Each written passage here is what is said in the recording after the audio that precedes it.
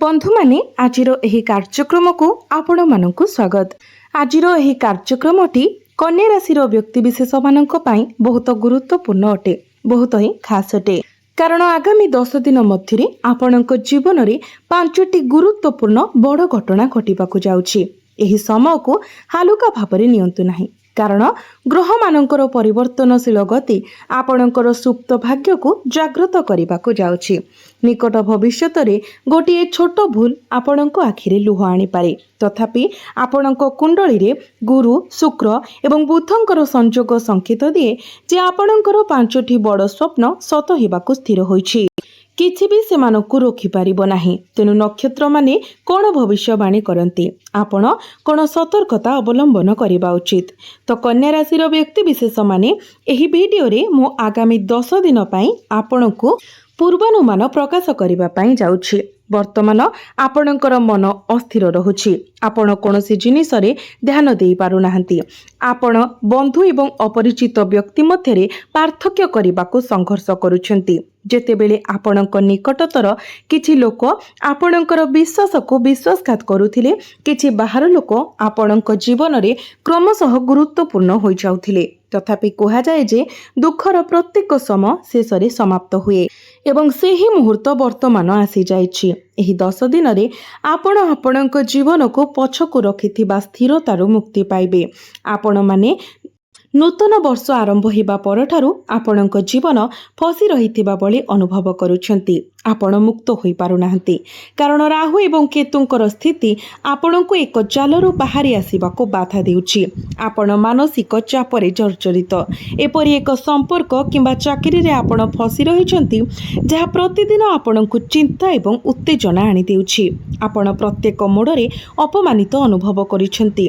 वर्तमान आपणको पई जीवन एपरि होइछि, जदिओ आपण आपणकर बड़ स्वप्न पूरण करिबाको एवं आपणकर लक्ष्य हासिल करने को संकल्प नहीं, किंतु यार किछि समय पर एक घटना घटिला जहाँ आपण को पथच्युत कला। आपण आपणकर रास्ता रे हजिगले, केतेबेले दायित्व मध्यरे एवं केतेबेले आपणक निकटतर लोकंक सहित आसक्तिर जाल रे फसीगले। तथापि आपणकर राशि हेउछि कन्या। बुध हेउछंती आपणक राशिर अधिपति एवं बुध गुरुंक सहित एकत्र गोचर करुछंती, जहाँ वर्तमान उच्चस्थ एवं शुक्र मध्य शक्तिशाली अवस्था अछंती आपणकर लाभ स्थान रे।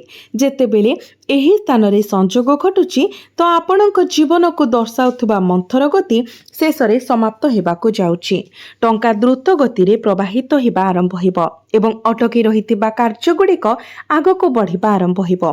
तथापि आपणको किछि सतर्कता अवलंबन करिबाकु पड़िबो, कारण शनि सप्तम भावरे एवं राहु षष्ठ भावरे अछंती। एही स्थान गुड़िक आपणको किछि मानसिक कष्ट देउछि। आपण गुप्त शत्रुंक द्वारा चिंतित अछंती, जो माने आपणको पछपटे नष्ट करिबाकू सक्रिय भावरे चेष्टा करूछंती। आपण ऋण सहित मध्य संघर्ष करूछंती। षष्ठ भावरे राहु द्वंद्व सृष्टि करे। बंधु एवं अपरिचितंक मध्यरे पार्थक्य करिबा कष्टकर होई पड़े। आपण एसबु अनुभव करूछंती। किंतु कन्या राशि व्यक्ति विशेष माने मो आपणको किछि पचारिबाकु चाहे। कौन किछि घटना घटिला जोठारे दोष नथिबा सत्वे आपणको भूल बोली कुहागला।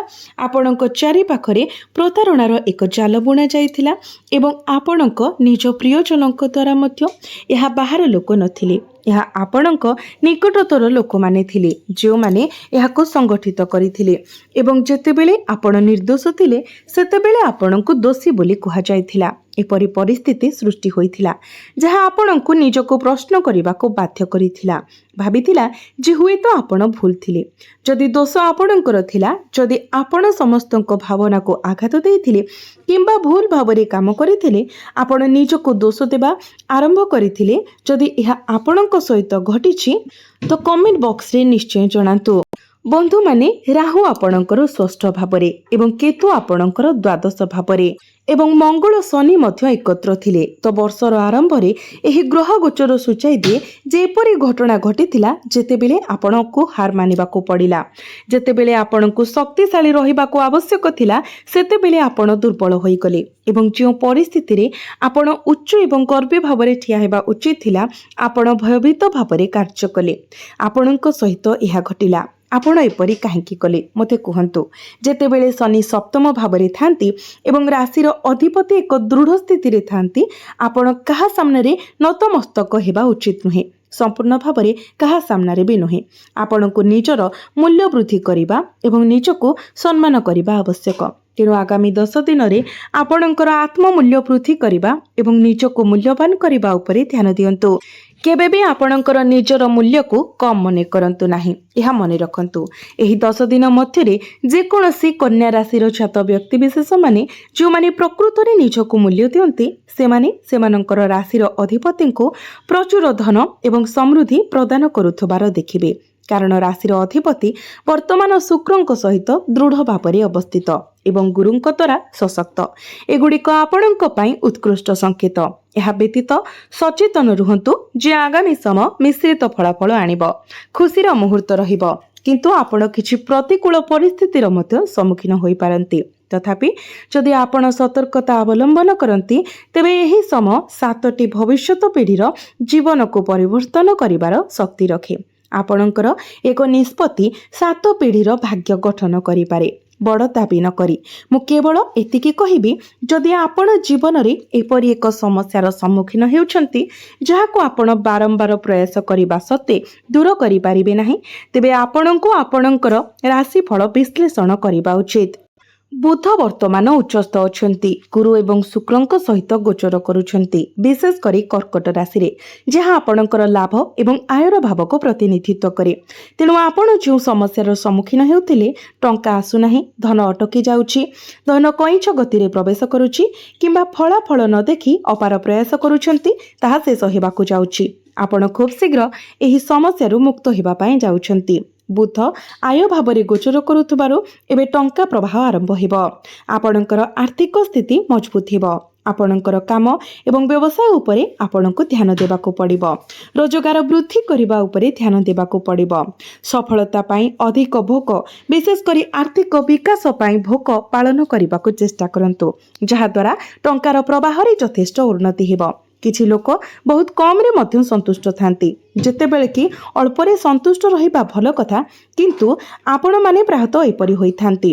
भाबंती जदि मो अल्प पाए तेबे ताहा ठीक अछि यह बहुत भल एवं अत्यधिक इच्छा पोषण करू नाहंती मो परामर्श देउछि जे आपण माने एही समय मध्यरे आपणक जीवन रे स्थिरता प्रवेश करिबा पई आपणकर महत्वाकांक्षा को सामान्य वृद्धि करिबा उचित विशेष करी आपणकर आय संपर्क रे यह मध्य सचेतन रुहंतु जे केतु आपणको किछि असुविधार सम्मुखीन करूछंती केतु द्वादश भावरे गोचर करुथिबारु आपणकर अत्यधिक खर्च हेउछि जेतेबेले आपणकर टंका खर्च हुए सेतेबेले यह आपणको विरक्त करे मासर शेष रे खर्च देखि आपण कांदी पकांती भाबंती जे आपणकर कष्ट अर्जित टंका केउआडे गला आपण एथिपाई बहुत परिश्रम करिसंती केतेबेले आपण खर्च पाई कांदिछंती एक छोट खर्च मध्य वर्तमान आपणको बहुत कष्ट देउछि एही जंत्रणा उत्पन्न हेउछि कारण केतु द्वादश भावरे अछंती जेतेबेले आपण खर्च करंती परे जिनिस गुड़िक जटिल होई जाय आपण अनुताप करंती